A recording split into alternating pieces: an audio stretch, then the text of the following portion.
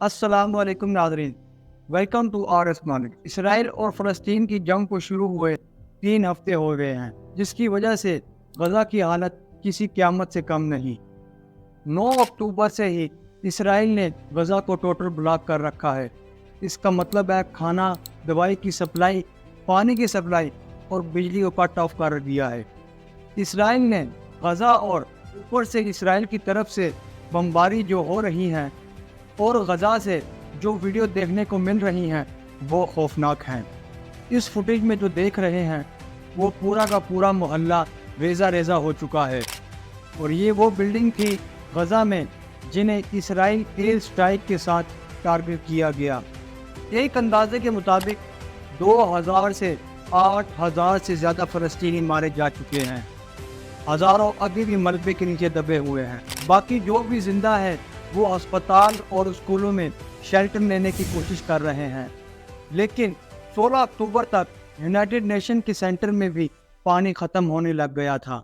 United nation की agency UNRW ने भी 15 अक्टूबर कहा कि यहाँ गज़ा में एक अनप्रेसिडेंट ह्यूमन कैटास्ट्रोफी देखने को मिल रही है। महमूद मतार गज़ा में काम करने वाले सर्जन ने भी अस्पताल पूरी तरीके से भर चुके हैं। पानी नहीं है, बिजली नहीं है और हमारा नेटवर्क कनेक्शन भी ख़राब है। मैं अभी पानी की तलाश में हूँ। गज़ा में काम करने वाले एक डॉक्टर ने बताया कि फ्यूल भी ख़त्म होने वाला है। 60 मरीज़ डायलिसिस पर हैं, 35 मरीज़ ICU में हैं जिनको वेंटिलेटर की ज़रूरत है। अगर फ्यूल ख़त्म हो गया तो इनको बचा कर रखना बहुत मुश्किल हो जाएगा। और ये एक अस्पताल की कहानी नहीं, बाकी सारे अस्पतालों का भी यही हाल है। ये सब देखकर ऐसा लगता है गज़ा की जो हालत है वो किसी क़यामत से कम नहीं होगी। पर यहाँ एक सवाल पैदा होता है, आखिर इसका कसूरवार कौन है, इसराइल या हमास? ये जानेंगे आज हम इस मुख्तसर की वीडियो में। वीडियो के साथ आखिर तक बने रहिएगा और इस वीडियो को देखने के बाद अपनी राय ज़रूर कमेंट सेक्शन में दीजिएगा। आपकी राय हमारे लिए हौसला अफजाई होगी। तो शुरू करते हैं। आप देख रहे हैं RS नॉलेज और मैं हूँ आज आपका host Abdul Rahim. The intensifying conflict between Israel and Palestinian militants roared into a second day.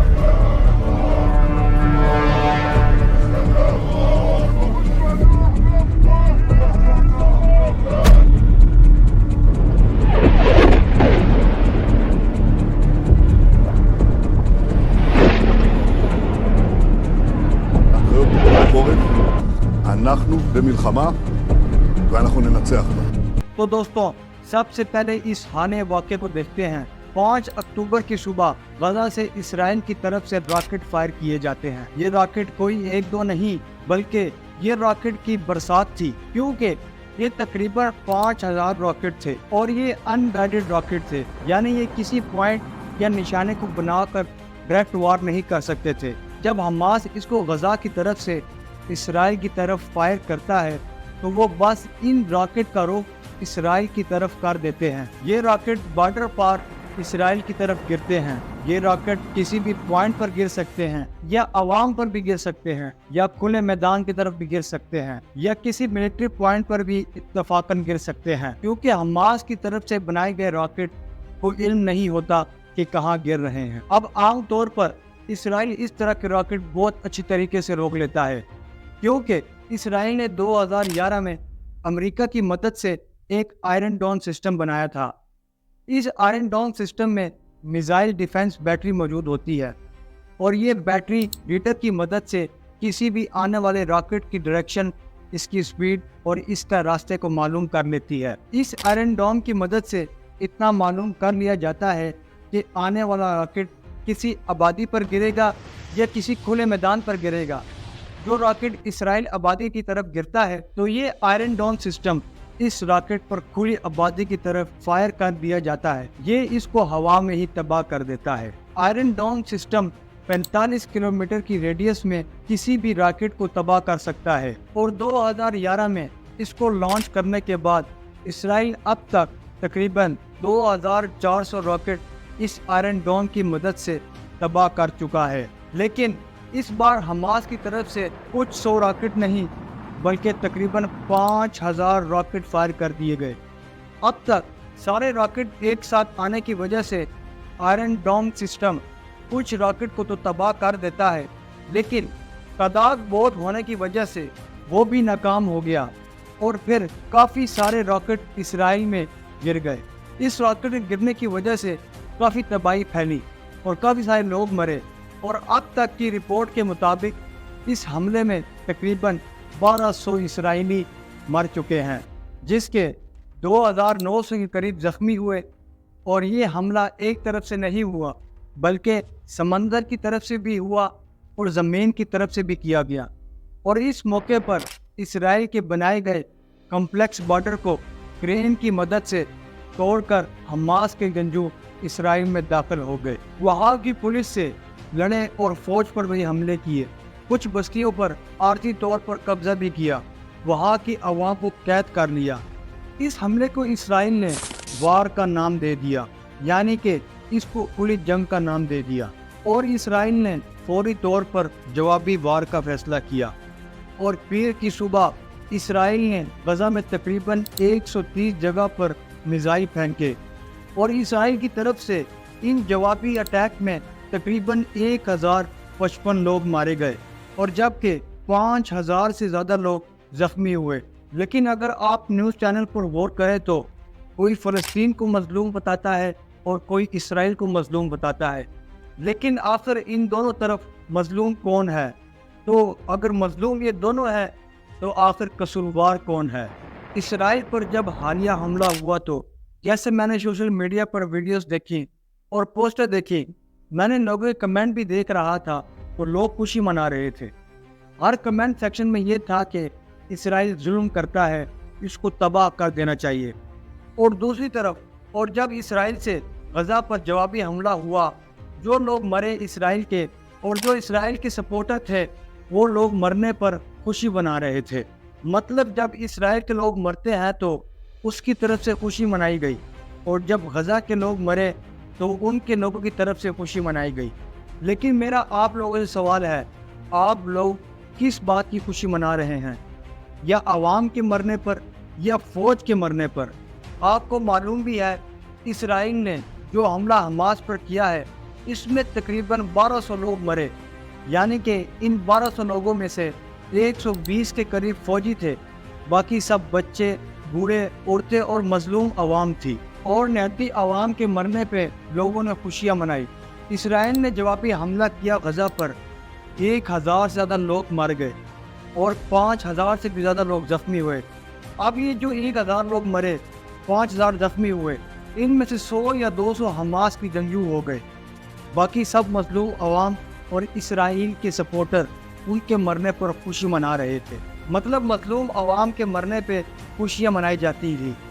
अब मुझे मालूम है आप में से बहुत लोग ये बोलेंगे इसराइल तो जुल्म करता है, टर्किश कौम है, वहाँ तो सही हो रहा है, जो मर रहा है वो ठीक है। लेकिन चले मैं इसका भी आपको जवाब दे देता हूँ। इसराइल के हमले पर जो बहुत लोग खुश नज़र आ रहे थे, इनको लगा इसराइल में सिर्फ और सिर्फ जूस रहते हैं या सारे यहूदी हैं, इन पर हमला हुआ तो ठीक हुआ। लेकिन क्या आप लोग जानते हैं इसराइल की आबादी 91 लाख से भी ज़्यादा है। और याद रखें ये 91 लाख सिर्फ यहूदी नहीं बल्कि इसराइल में दूसरा सबसे बड़ा मज़हब इस्लाम है, क्योंकि इसराइल में 17 लाख से भी ज़्यादा मुसलमान हैं और इसराइल में तकरीबन 400 से भी ज़्यादा बड़ी मस्जिदें हैं। और याद रखें ये मस्जिदें चंदा जमा करके नहीं बनाई गई और ना ही ये मस्जिदें चंदा जमा करके चलती हैं, बल्कि इनको इसराइल हुकूमत ने बनाया है। और इस मस्जिद में जो इमाम को माहाना तनख्वाह भी देते हैं वो भी इसराइली हुकूमत देती है। और इसराइल में तकरीबन 26,000 बच्चे अपनी इस्लामी तालीम हासिल कर रहे हैं, जिसका खर्चा भी इसराइली हुकूमत के सर है। और 1949 में अब तक इसराइल में मुसलमान की आबादी भी 10 गुना बढ़ चुकी है। याद रखें जब हमास की तरफ से कोई भी रॉकेट इसराइल की तरफ फायर किया जाता है, वो रॉकेट किसी से ये नहीं पूछता कि तेरा मज़हब क्या है या तो किस फ़िरके से ताल्लुक़ है, या फिर ये भी नहीं देखता कि मैं किसी चर्च पर गिर रहा हूँ या किसी मस्जिद में। बस गिर जाता है और लोगों को ख़त्म करता है, चाहे वो मुसलमान हो या जूस हो या क्रिश्चियन हो या कोई और मज़हब से ताल्लुक़ रखे। ये जानने के बाद अब आप ये भी जानेंगे कि फ़लस्तीन में तकरीबन 49 लाख से ज़्यादा लोग रहते हैं। इनमें से 20% ज़्यादा इसराइली रहते हैं। इसराइल में जब फ़लस्तीन कोई मिसाइल फायर करता है तो वो मिसाइल इंसानों से ये नहीं पूछता कि तेरा मज़हब क्या है, कि तू मुसलमान है या क्रिश्चियन है या कोई और मज़हब है। और ज़्यादातर बेगुनाह लोग, बच्चे और मजलूम लोग ही मरते हैं। ये आप लोग किस चीज़ की खुशी मना रहे हैं?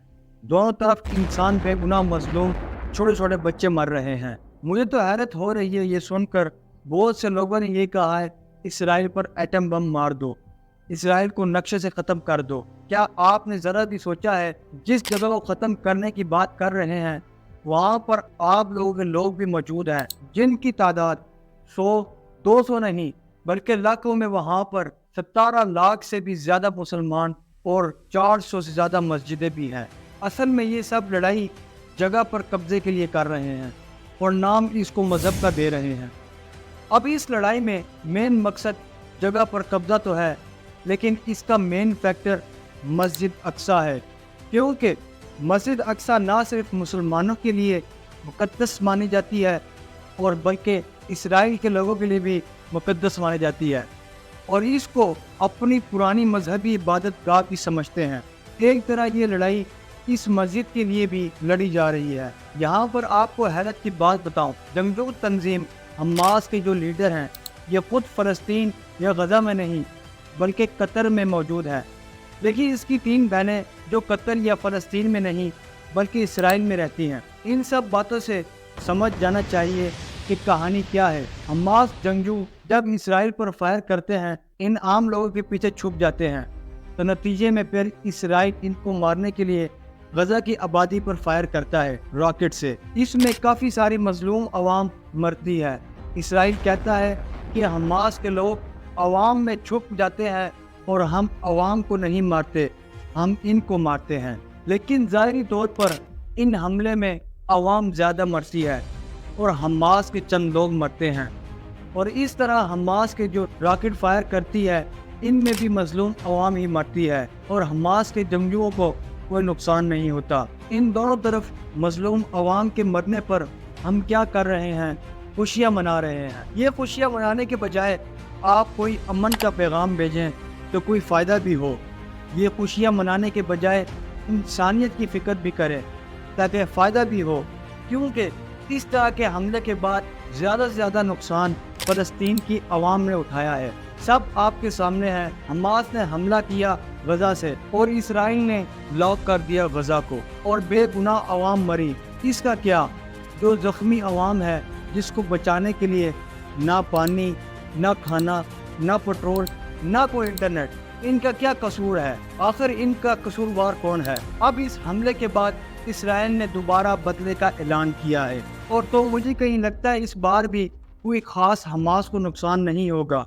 ज़्यादातर इस मजलूम अवाम का ही कत्ले आम होगा। मेरे ख्याल से इस जंग का हल सिर्फ बातचीत से ही हो सकता है। इन हमलों में 5 से 10% फौजी मरते हैं, बाकी 90% आवाम ही नुकसान उठाती है। इस आम आवाम में दोनों तरफ मजहबी लोग शामिल होते हैं। ऐसा नहीं है कि इसराइल में सिर्फ जूस रहते हैं, फ़लस्तीन में सिर्फ मुसलमान, बल्कि दोनों तरफ मुसलमान और जूस भी रहते हैं। तो याद रखें, इस तरह की खबरों में खुशियाँ मनाने के बजाय इन्हें मजलूम बच्चों, बूढ़ों, औरतों को देखें। यह ना देखें कि किस मज़हब से है। आपकी इसके मुतालिक क्या राय है? कमेंट सेक्शन में ज़रूर बताइएगा। अगली वीडियो के लिए दें मुझे इजाज़त। आपका होस्ट अब्दुल रहीम।